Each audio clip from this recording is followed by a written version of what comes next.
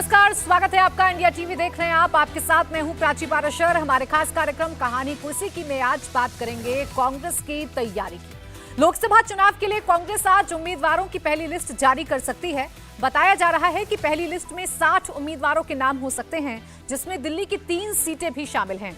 इसके अलावा छत्तीसगढ़, मध्य प्रदेश और राजस्थान के भी कुछ उम्मीदवारों के नाम का ऐलान हो सकता है। आपको बता दें कि कल रात कांग्रेस चुनाव समिति की बैठक हुई थी, जिसमें उम्मीदवारों के नाम पर मंथन किया गया था। बताया जा रहा है कि राहुल गांधी इस बार भी केरल की वायनाड सीट से चुनाव लड़ेंगे। हालांकि यूपी की अमेठी सीट से वो मैदान में उतरेंगे या नहीं, इस पर सस्पेंस बरकरार है। दिलचस्प ये है कि एक तरफ बीजेपी में होड़ इस बात की है कि कैंडिडेट लिस्ट में नाम आ जाए, तो दूसरी तरफ कांग्रेस में उल्टा हाल है। दिग्गज कांग्रेसी नेता ये देख रहे हैं कि कहीं कैंडिडेट लिस्ट में तो उनका नाम ना आ जाए। मतलब ये कि कांग्रेस अपने दिग्गज चेहरों को चुनाव लड़ाना चाहती है, लेकिन बड़े चेहरे चुनाव लड़ना नहीं चाहते। यह हाल मध्य प्रदेश, दिल्ली, राजस्थान तक का होता तो समझा जा सकता था, लेकिन जिस कर्नाटक में कांग्रेस की सरकार चल रही है, वहां भी कांग्रेस के बड़े चेहरे चुनाव लड़ने से इनकार कर रहे हैं। ऐसे में लिस्ट आने के बाद भी कांग्रेस की मुश्किलें कम होंगी, ये कहना मुश्किल लगने लगा है। अब देखिए, लिस्ट तो जारी होनी है और ऐसा बताया जा रहा है कि पहली लिस्ट में 60 उम्मीदवारों के नाम का ऐलान किया जा सकता है। इस बार दिग्गजों पर कांग्रेस दांव लगाना चाहती है, लेकिन यही दिग्गज अपने कदम पीछे खींचते हुए नजर आ रहे हैं। इसके पीछे की वजह क्या है और कांग्रेस की हालत आखिर क्यों हो रही है, इसे ही समझेंगे। मेरे साथ खास मेहमान स्टूडियो में इस वक्त जुड़ चुके हैं। राहुल महाजन senior journalist, Harshvardhan Tripathi ji senior journalist और समीर चौगांवकर सीनियर जर्नलिस्ट हमारे साथ हैं। आप तीनों का बहुत बहुत स्वागत है। हर्षवर्धन जी, ये तो बड़ा अटपटा सा लगता है ना कि एक तरफ वो पार्टी है जो अपने 195 उम्मीदवारों के नाम का ऐलान कर चुकी है, जिनके टिकट कटे वो भावी उम्मीदवारों के साथ खड़े होकर फोटो सेशन कर रहे हैं, और एक तरफ कांग्रेस है जो अभी तक टिकट वितरण फाइनल नहीं कर पाई और दिग्गज चुनाव लड़ने को तैयार तक नहीं है। देखिए, मुझे लगता है कि इसको संदर्भ के साथ समझेंगे तो बात अच्छे से समझ में आ जाएगी।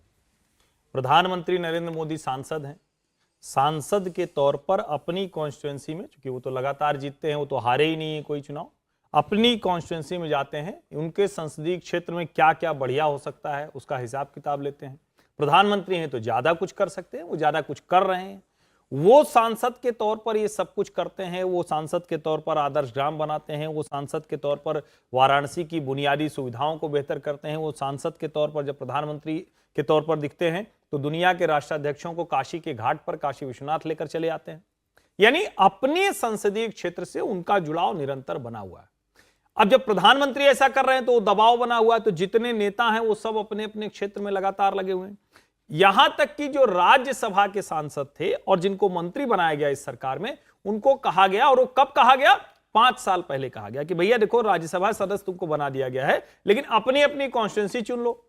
उन लोगों ने 3-3 कॉन्स्टिट्यूंसी का नाम दिया और कहा गया कि हम इससे लड़ सकते हैं, वो उससे लड़ रहे हैं।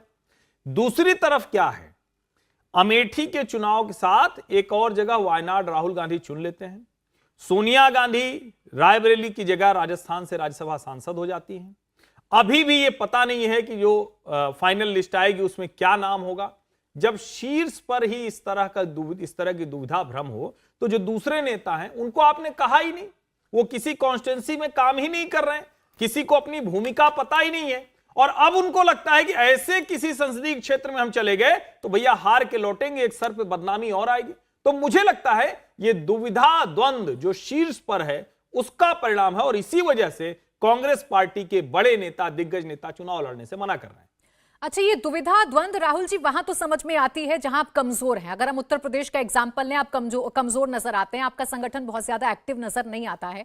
लेकिन जिस राज्य में कांग्रेस मजबूत है, हाल ही में विधानसभा के चुनाव जीती है कर्नाटक में, कॉन्फिडेंस कांग्रेस का वहां से हाई हुआ, उस तक स्टेट में अगर कैंडिडेट्स आपको नहीं मिल पा रहे हैं, उस स्टेट में अगर दिग्गज चुनाव लड़ने से पीछे हट रहे हैं, तो ये तो बड़ी मुश्किल कांग्रेस के लिए आने वाले वक्त में होगी। देखिए, 2 तरह का मुझे लगता है कि विचार जो है कांग्रेस के भीतर नेताओं में चल रहा है। एक है कि विधानसभा के चुनावों में जहां पे वो मजबूत है वहां पे कोई दिक्कत कांग्रेस को शायद नहीं होगी, लेकिन जहां पर लोकसभा की बात आती है तो कांग्रेस के भीतर भी ये मंथन है, ये पता है कि किस तरह से ये चुनाव जो है वो बीजेपी का चुनाव दिखाई देता है। ये चुनाव प्रधानमंत्री नरेंद्र मोदी के खिलाफ उन्हें खड़ा होना होगा, तो ऐसे में वो बचना चाह रहे हैं कि किस तरह, क्योंकि ये लगभग तय है कि जो बहुत सारे उत्तर भारत के राज्य हैं, जो बहुत सारे जैसे कर्नाटक के भी की भी बात हम करें तो बहुत सारी कॉन्स्टिट्यूंसी ऐसी होंगी जहां पर बीजेपी जो है वो एकदम स्वीप कर जाएगी। तो ऐसे में उनको भी पता है कि इस चुनावों में खड़े होने पर क्या जो है उसके नतीजे आएंगे। तो ये भी कहीं ना कहीं द्वंद चल रहा है। जहां केरल की बात होगी तो मुझे नहीं लगता केरल में बहुत ज़्यादा दिक्कतें आएंगी जो है कांग्रेस को, या फिर अगर तेलंगाना की बात करेंगे तब भी मुझे नहीं लगता तेलंगाना में भी दिक्कतें आएंगी। लेकिन उत्तर भारत में बहुत ज़्यादा, या फिर कर्नाटक जैसे राज्यों में जहाँ पे बीजेपी स्ट्रांग है और जहाँ पे लगता है कि लोकसभा चुनाव में वो स्वीप करेंगे, वहाँ पर जो है दिक्कतें आपको दिखाई देंगी। अब देखिए, मध्य प्रदेश का एग्जाम्पल हम देख रहे थे। मध्य प्रदेश में टिकट वितरण को लेकर भी समीर जी माथापच्ची चल रही है। अब 3 बड़े नेता जिनके नाम से कांग्रेस मध्य प्रदेश में कम से कम जानी जाती है, कमलनाथ, नकुलनाथ, दिग्विजय, ये तीनों ही चुनाव लड़ने से इनकार कर रहे हैं। इन तीनों के नाम पर कांग्रेस दांव लगाना चाहती है, लेकिन ये पीछे हट रहे हैं, अपने कदम पीछे खींच रहे हैं। निश्चित रूप से मुझे लगता है कि सिर्फ मध्य प्रदेश की नहीं, आप अगर पूरे हिंदुस्तान के अंदर देखोगे तो कांग्रेस के बड़े नेता, जो जिस राज्य के बड़े नेता है, वो चुनाव लड़ने के लिए तैयार नहीं हो रहे। दिग्विजय सिंह ने 2019 का चुनाव भोपाल से चुनाव लड़ा था, हार गए थे। अब दिग्विजय सिंह मना कर रहे हैं। कमलनाथ चुनाव लड़ने से मना कर रहे हैं। नकुलनाथ का तय नहीं है कि वो कांग्रेस के टिकट पर चुनाव लड़ेंगे या निर्दलीय चुनाव लड़ेंगे, या हो सकता है कि अंतिम समय में भारतीय जनता पार्टी के टिकट पर चुनाव लड़ दे। बड़े नेता वहां के जो मध्य प्रदेश के, यानी अभी गुंजाइश आपको लग रही है समीर जी कि नकुलनाथ आ सकते हैं बीजेपी बिल्कुल। और अभी देखिए, नकुलनाथ ने बिल्कुल नहीं कहा है कि मैं कांग्रेस के टिकट पर चुनाव लड़ूंगा। अभी परसों ही उन्होंने ये कार्यकर्ताओं से कहा है कि मैं चुनाव लड़ूंगा, लेकिन मैं देखता हूं कि मुझे चुनाव कैसे लड़ना है।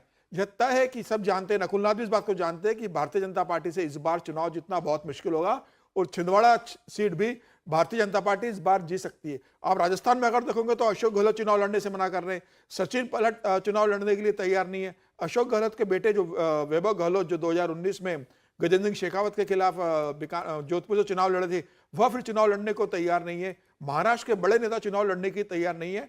और मैं तो ऐसे कई नेताओं को जानता हूं जो ये बात कर रहे हैं कि हमारा स्वास्थ्य ठीक नहीं है, और कुछ लोग तो अस्पताल में भर्ती होने की तैयारी कर रहे हैं कुछ दिनों के लिए, चुनाव से बचने के लिए। पार्टी उनका टिकट का घोषणा न कर दे, इससे कोई ना कोई स्वास्थ्य कारण लेके सब 10 से 15 दिन अस्पताल में भर्ती होने का प्लान बना रहे हैं। इसके अलावा नेताओं को यह कहना है, लेकिन समीर जी मैं आपको बीच में टोकूंगा, टिकट विकट मिल जाता है तो नेता तो एकदम ऊर्जा से भर जाता है। आप कह रहे हैं लोग टिकट न मिले इसके लिए अस्पताल चले जा रहे हैं। कांग्रेस के अंदर नेता चुनाव लड़ने से बचने की कोशिश कर रहे हैं। और कुछ नेताओं को यह कहना है कि अगर पार्टी टिकट देती है तो टिकट के साथ पार्टी को 15 करोड़ रुपया भी देना पड़ेगा चुनाव लड़ने के लिए, क्योंकि हम अपना पैसा हारने के लिए लगा नहीं सकते। हमें मालूम है निश्चित रूप से हारेंगे, तो पार्टी 15 करोड़ रुपया और टिकट दे तो हम चुनाव लड़ देंगे। पार्टी के पैसे पर लड़ देंगे, हम अपने पैसे पर नहीं लड़ सकते। तो स्थिति यह है कि आज कांग्रेस के पास उम्मीदवार नहीं मिल रहे हैं। किसी भी राज्य में आप देख लीजिए, चाहे मध्य प्रदेश हो, राजस्थान हो, छत्तीसगढ़ में भूपेश बघेल तैयार नहीं है। टीएस सिंहदेव चुनाव लड़ने के लिए तैयार नहीं हो रहे।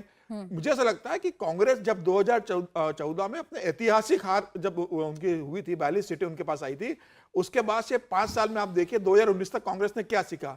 तब भी क्या कांग्रेस संगठन की ओर ध्यान दिया, उम्मीदवारों की ओर ध्यान दिया? 2019 में फिर बुरी तरीके से कांग्रेस आ रही, विपक्ष में नेता बनने लायक पद नहीं मिले। और आज 5 साल बाद राहुल गांधी ये हिम्मत नहीं कर पा रहे कहने की कि मैं अमेठी से चुनाव लड़ूंगा।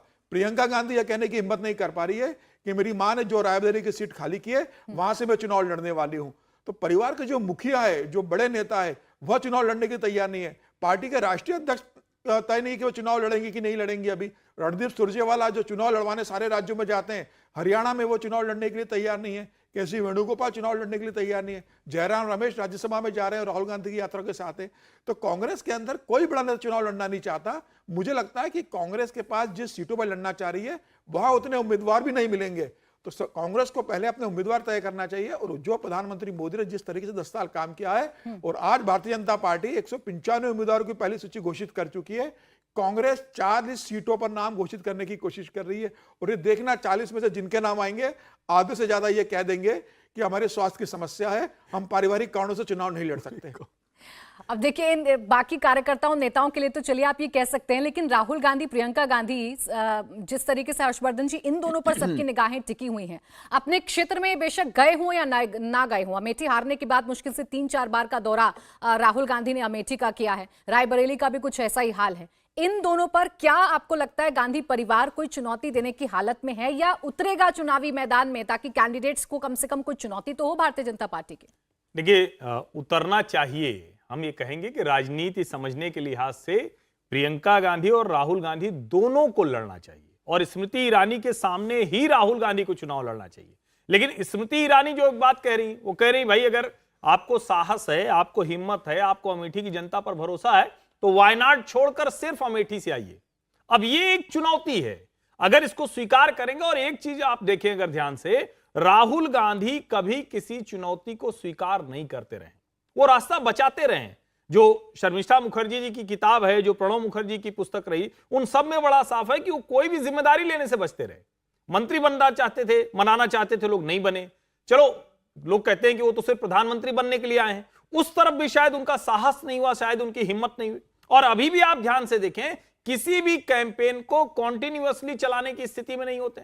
और शायद यही वजह, मुझे तो मतलब सचमुच मैंने इसीलिए कहा, समीर जी जो बता रहे हैं कि ढेर सारे कांग्रेस के नेता वो अस्पताल जाने को तैयार हो गए, कह रहे हैं भैया हम टिकट नहीं लेंगे, ये उनके मन के भीतर जो डर बैठ गया। और शायद उसकी एक वजह ये है, एक तरफ भारतीय जनता पार्टी में कतार लगी हुई है कि भैया हमको भी शामिल करा लो, टिकट दो या ना दो। दूसरी तरफ है कि अच्छा टिकट मिल भी रहा है तो छोड़ो, अब कांग्रेस से हम नमस्ते कर लेंगे। उनके प्रदेश अध्यक्ष, कार्यकारी प्रदेश अध्यक्ष, पूर्व मुख्यमंत्री, मंत्री, सांसद, पूर्व सांसद, वो सब छोड़ने को तैयार हैं। तो मुझे लगता है कि पार्टी के भीतर बहुत गहरे एक जिसको कहते हैं ना डर बैठा हुआ है कि जीत तो कतई नहीं है, हार कितनी बड़ी होगी वो उनको डरा रही है। और शायद ये वजह है कि राहुल और प्रियंका भी, वरना प्रियंका गांधी कम से कम यूपी में तो एक बार जिसको कहते हैं ना जम के बैठना चाहिए था, कहती कि नहीं नहीं हम बैठ जा रहे हैं। राहुल गांधी जम के बैठते। और अभी भी क्या, जब ये घोषित हो जाएंगे तो उसके बाद क्या ये अपनी कॉन्स्टिट्यूंसी में उस तरह से मजबूती से लड़ने के लिहाज से जाएंगे या सिर्फ प्रतीक भरी होगा, ये भी देश की जनता देखेगी।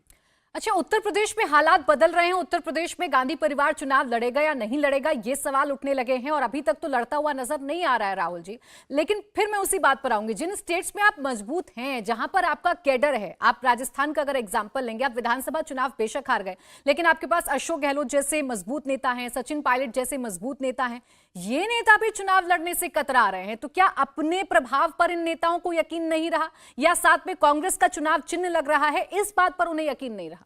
देखिए, ये तो बात जो पहली लिस्ट है वो कांग्रेस की आएगी, तभी ज़्यादा क्लियर हो पाएगा कि कौन कहाँ से चुनाव लड़ रहा है। लेकिन ये बातें तो सामने आई हैं कि भूपेश बघेल जो हैं वो राजनांदगांव से चुनाव लड़ेंगे, केसी वेणुगोपाल का भी सामने आया, शशि थरूर जो है तिरुवनंतपुरम से चुनाव लड़ेंगे। तो काफ़ी सारे, जैसे अब अगर हम 3 कॉन्स्टिट्यूंसीज दिल्ली की भी देख लें तो अलका लांबा का नाम चल रहा है, या संदीप दीक्षित का नाम चल रहा है चांदनी चौक की तरफ से, या फिर जो अरविंद सिंह लवली हैं उनका नाम जो है नॉर्थ ईस्ट दिल्ली से चल रहा है। तो ऐसा नहीं कि वहाँ पर आपको ऐसा दिखेगा कि बहुत सारे नेता जो है वो चुनाव नहीं लड़ रहे हैं, चुनाव लड़ा जाएगा। लेकिन ये बात ज़रूर है कि बहुत सारे नेता ऐसे भी हैं जिनके बारे में ये बात आ रही है कि वो नहीं लड़ना चाहते हैं।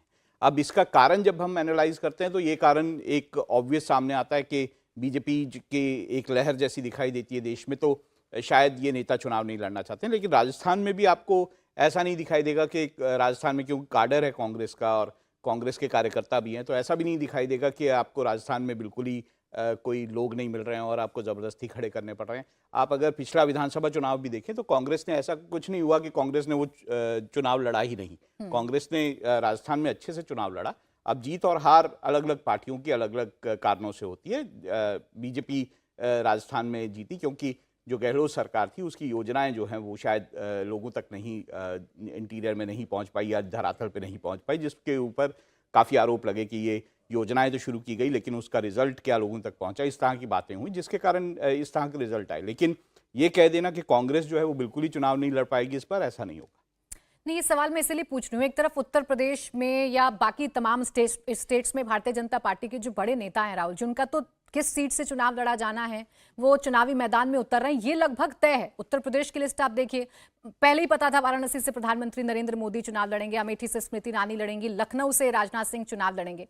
अभी बड़े नेता मल्लिकार्जुन खड़गे की सीट गुलबर्गा पर अगर अभी सस्पेंस बना हुआ है तो ये तो एक नैरेटिव गलत पार्टी की तरफ से जाएगा ना। नहीं, मुझे भी लगता है कि कांग्रेस को जल्दी सीटों का बंटवारा करना चाहिए था, लेकिन किस पार्टी की क्या रणनीति रहती है ये देखने वाली बात है। क्या वो पहले देख लेना चाहते हैं कि बीजेपी कहाँ कहाँ अपने कैंडिडेट्स खड़ा कर रहे हैं और उसके खिलाफ वो कैसे कैंडिडेट खड़ा करें। जहाँ तक राहुल गांधी और प्रियंका गांधी की बात आई है तो क्या वायनाड से तो बात हो रही है कि राहुल गांधी जो है वो चुनाव लड़ेंगे, क्या अमेठी से लड़ेंगे। बीच में उत्तर प्रदेश के नेताओं की तरफ से जो कांग्रेस के हैं ये बात भी आई थी कि शायद वो अमेठी से चुनाव लड़ें, और साथ में प्रियंका के लिए भी रायबरेली की बात आई थी। लेकिन क्या सच में ऐसा होगा? क्योंकि अगर जैसा हर्षवर्धन ने भी अभी कहा कि अच्छा होगा अगर वो चुनाव लड़ें, तो मुझे भी लगता है कि अगर कांग्रेस के ये दोनों नेता जो हैं वो उत्तर प्रदेश में अमेठी और रायबरेली से लड़ते हैं, तो ये काडर के लिए अच्छा होगा। जीत और हार क्या होगी ये बाद की बात है, लेकिन काडर वहां पे जिस तरह से डिमोरलाइज्ड है कांग्रेस का ग्राफ जिस तरह से उत्तर प्रदेश में लगातार गिरा है, उसके कारण कांग्रेस को अगर अपने आप को रिवाइव करना है तो उसके बड़े नेताओं को चुनाव लड़ना पड़ेगा। बिल्कुल। देखिए, और कैसे अब कांग्रेस की इस कैंडिडेट को घोषित ना कर पाने को लेकर अब कैसे इंडिया अलायंस से भी बड़ी बड़ी खबरें निकलकर सामने आ रही हैं और कैसे कैसे ऑफर गांधी फैमिली को मिल रहे हैं। अब जम्मू कश्मीर से खबर आ रही है जहां फारूक अब्दुल्ला ने गांधी फैमिली को ऑफर दिया है। गांधी परिवार के लिए अनंतनाग सीट छोड़ सकते हैं फारूक। वो ये कह रहे हैं कि हम एक सीट छोड़ सकते हैं, अनंतनाग उनका गढ़ है और इस सीट को छोड़ने के लिए तैयार हैं। यानी जहां पर भी, जिस जगह पर भी गांधी परिवार के चुनाव लड़ने की सुगबुगाहट है, वहां पर सेफ सीट को सबसे ज्यादा तलाशा जा रहा है। ऐसी सीट पर सबसे ज्यादा चर्चा की जा रही है जिस पर जीतना लगभग तय माना जा सकता है और इसीलिए देखिए एक और ऑफर उन्हें जम्मू कश्मीर से मिल गया है।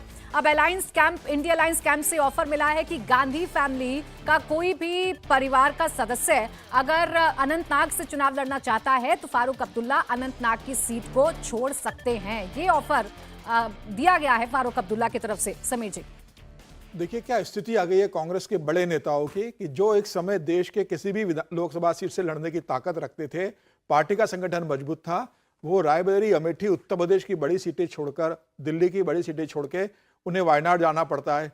कहा जाता है कि प्रियंका गांधी को कहा गया है कि दमन दीव से चुनाव लड़ दो, वहां से प्रदेश, वहां के जो अध्यक्ष कहते हैं कि आप यहाँ से लड़ लीजिए। फारूक अब्दुल्ला कहते हैं कि अनंतनाग आ जाइए। दक्षिण के नेता कहते हैं कि दिंडीगल की सीट हम खाली कर देते हैं, दिंडीगल से आप राहुल गांधी को चुनाव लड़वा दो या प्रियंका गांधी को लड़वा दो। मतलब देश की 543 सीटों में से 4 या 5 सीटें ऐसी आइडेंटिफाई की जा रही है कि जहां पर सबसे ज्यादा मुस्लिम बाहुल्य सीट हो और जहां पर मुसलमानों के वोट के दम पर राहुल गांधी या प्रियंका गांधी चुनाव जीत सके। और जिन राज्यों में बुलाया जा रहा है जहां कांग्रेस का कोई अस्तित्व नहीं है और वहां अपने सहयोगी दलों के दम पर, उनके वैसाखी के दम पर कांग्रेस के राष्ट्रीय नेता चुनाव जीतना चाहते हैं। अनंतनाग जाएंगे तो उन्हें पता है कि वहां पर फारूक अब्दुल्ला की मदद पड़ेगी। उन्हें पता है कि वायनाड जाएंगे तो उन्हें वहां के जो कम्युनिस्ट पार्टी है उनकी मदद की जरूरत पड़ेगी। कांग्रेस की यह स्थिति क्यों होगी कि कांग्रेस संगठन देख नहीं पा रही थी और मुझे लग रहा है कि 10 साल बाद लगातार हार के बाद भी कांग्रेस के अंदर यह स्थिति नहीं थी कि आप चुनाव के 6 महीने उम्मीदवार पहले घोषित कर दो। कांग्रेस 2019 में बुरी तरह हारी। क्या तकलीफ थी कांग्रेस को कि अपनी स्थिति इतनी कमजोर और प्रधानमंत्री मोदी और भारतीय जनता पार्टी को इतना मजबूत सामने देखने के बाद कांग्रेस को तो 6 महीने पहले उम्मीदवार घोषित कर देने चाहिए थी। खोने के लिए कांग्रेस के पास क्या था? मध्य प्रदेश की 29 में से 29 सीटें घोषित कर देती कांग्रेस विधानसभा चुनाव हारने के बाद। राजस्थान में जब 3 दिसंबर को चुनाव परिणाम आए उसके 10 दिन बाद कांग्रेस उम्मीदवार घोषित कर सकती थी। आज जब चुनाव में भारतीय जनता पार्टी पूरी तरीके से 195 सीटों पर उम्मीदवार घोषित कर चुकी है और हर जगह भारतीय जनता पार्टी और उसके सहयोगी दलों का गठबंधन मजबूत है। ऐसी स्थिति में कांग्रेस किसी भी बड़े राज्य में जहां उसका संगठन मजबूत है प्रदेश के स्तर पर, वहां पर उम्मीदवार घोषित करना तो दूर, वहां के बड़े नेता कांग्रेस छोड़कर जा रहे हैं। बाबा सिद्दीकी महाराष्ट्र में चले जाते हैं, अशोक चव्हाण जैसे नांदेड़ के बड़े नेता जो पूर्व मुख्यमंत्री है वो भारतीय जनता छोड़कर चले जाते हैं। मिलिंद देवड़ा पार्टी छोड़कर चले जाते हैं। गुजरात के अंदर देखिए 4 दिन से 4 विधायक लगातार जा रहे हैं, यहाँ पे कार्यकारी अध्यक्ष छोड़कर चले गए। तो मुझे लग रहा है कि कांग्रेस सिर्फ अपने उम्मीदवारों को ही नहीं ढूंढ पा रही है, जो उनके पास स्थानीय नेता है, विधायक है, पूर्व सांसद है, पूर्व मुख्यमंत्री है, उन्हें भी नहीं बचा पा रही है। ये बताता है कि पार्टी के अंदर कितनी घोर निराशा है और ये पार्टी के नेता मान चुके हैं कि इस चुनाव में तो हमारे लिए कोई उम्मीद ही नहीं है जीतने की। ऐसी स्थिति में क्या कोई उम्मीदवार कांग्रेस से चुनाव लड़ने को तैयार होगा? जब कांग्रेस के नेता, उनके सेनापति खुद अपनी सीटों पर लड़ने को लेकर तैयार नहीं है, वो कंफर्म नहीं है कि वो जीत पाएंगे कि नहीं जीत पाएंगे। राहुल गांधी अमेठी से जीतेंगे कि नहीं जीतेंगे, लड़ेंगे कि नहीं लड़ेंगे, यह तय नहीं है। जब सेनापति इतना डरा हुआ हो और सेनापति निर्णय लेने की स्थिति में नहीं हो तो सैनिक तो मैदान छोड़कर भागेंगे ही, इसमें कोई दो राय नहीं है। कांग्रेस के लिए आज भी मैं बता रहा हूं 543 सीटें तो छोड़िए, कांग्रेस जिन राज्यों में मजबूत है वहां भी कांग्रेस को उम्मीदवार नहीं मिलेंगे। ठीक है, अब देखिए बीजेपी को तो छोड़ दीजिए, बीजेपी से तो चलिए कंपैरिजन नहीं कर रहे, जो उनके साथ इंडिया अलायंस में पार्टनर हैं वो तक ज्यादा स्फूर्ति में नजर आ रहे हैं, वो तक ज्यादा पावर में नजर आ रहे हैं, या वो उनमें एनर्जी ज्यादा नजर आती है। दिल्ली का ही एग्जांपल अगर हम हर्षवर्धन जी ले लें, केजरीवाल उम्मीदवार घोषित कर चुके हैं, दिल्ली की 5 सीटों पर बीजेपी उम्मीदवार घोषित कर चुकी है। अब जो 3 सीटें कांग्रेस के खाते में जा रही है उससे कौन चुनाव लड़ेगा इसकी सिर्फ अभी चर्चा की जा रही है, मुहर अभी किसी पर भी नहीं लगी है। देखिए दरअसल ये और ज्यादा गंभीर चिंता दिखा रहा है। अरविंद केजरीवाल ने, उनकी आम आदमी पार्टी ने समझौता हुआ, सीटें उनके जिम्मे आई, तुरंत उन्होंने प्रत्याशी घोषित कर दिया। कांग्रेस क्या कर रही है? कांग्रेस को अभी समझ में नहीं आ रहा है। और मैं ये कह रहा हूं ठीक है, आज वो प्रत्याशी कुछ घोषित कर देंगे, कुछ लोग चुनाव मैदान में लड़ने चले जाएंगे, लेकिन जिस तैयारी की बात की जाती है, जो कहा जाता है कोई पार्टी, और लोकसभा चुनाव है, आप सोचिए अब तो किसी भी दिन हम लोग ये चर्चा कर रहे हैं, हो सकता है कि सोमवार मंगलवार को या अगले हफ्ते में किसी भी दिन चुनाव आयोग की 12-1 बजे की प्रेस कॉन्फ्रेंस होगी और कहेंगे कि वो चुनाव की तारीखें तय हो गई। अब उसके समय में अगर वो इस तरह से व्यवहार कर रहे हैं जो उनकी सहयोगी पार्टियां, और आपको ध्यान में होगा कि उत्तर प्रदेश में भी जब समझौता होना था, समझौते से पहले समाजवादी पार्टी ने अपनी सीटें एक के बाद एक 2 सूची जारी कर दी, तब जाकर कांग्रेस पर दबाव बना, उन्होंने कहा कि नहीं नहीं हम समझौता करने जा रहे हैं। उसमें भी कांग्रेस पार्टी को अखिलेश यादव ने कहा कि ये 17 सीटें हैं, आप ये लड़िए। अब उसमें कहा जाता है कई उनकी अनचाही सीटें भी दी। इसका मतलब ये है कि होमवर्क नहीं है, तैयारी नहीं है, आपको पता ही नहीं, आपको लग रहा है चलो ठीक है यार, एक ऑल्टरनेटिव के तौर पर जो आएंगे तो नरेंद्र मोदी के जो विरोधी लोग हैं वो हमको वोट दे देंगे। कांग्रेस पार्टी को समझना चाहिए इस तरह से राजनीति करने का दौर चला गया, और मैं फिर से कह रहा हूं ये उस तरफ ले जाता है जहां नरेंद्र मोदी ने लोकसभा में 370 प्लस और एनडीए 400 प्लस कहा था, अब तो कतार जैसी लगी है, और उसके साथ राहुल गांधी जी की जितनी बढ़िया तैयारी है उसमें तो आसानी से भारतीय जनता पार्टी उस तरफ जाती दिख रही है।